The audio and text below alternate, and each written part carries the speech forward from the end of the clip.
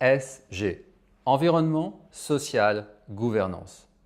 Derrière cet acronyme se lit la volonté croissante des investisseurs non cotés d'inclure les critères extra-financiers dans leur stratégie d'investissement. Swan Capital Partners a donc lancé il y a 5 ans une double initiative.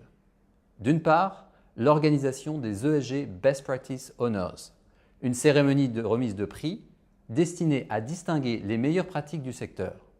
Et de l'autre, la réalisation d'une étude sur leur portefeuille de private equity et d'infrastructure afin d'évaluer de manière concrète l'intégration des critères ESG par les sociétés de gestion.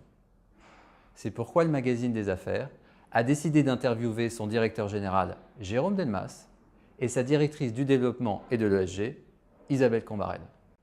Jérôme Delmas, bonjour. Bonjour Xavier. Alors depuis 2012, Swan Capital Partners analyse et mesure la manière dont les critères extra-financiers sont intégrés par les sociétés de capital investissement dans toute l'Europe. Qu'avez-vous appris cette année ?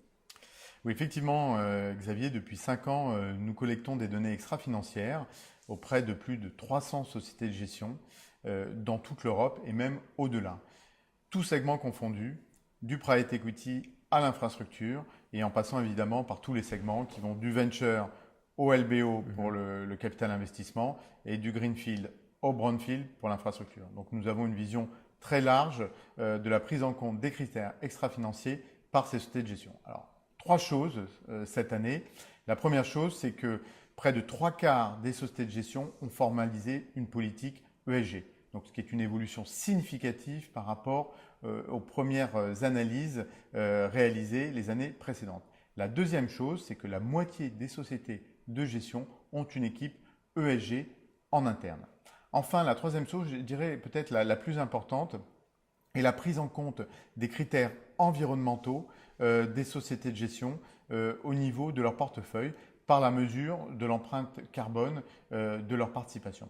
Je crois que cette tendance s'inscrit dans la suite et la continuité de la COP 21 qui s'est tenue à Paris il y a quelques années et également la loi sur la transition énergétique en France, le fameux article 173.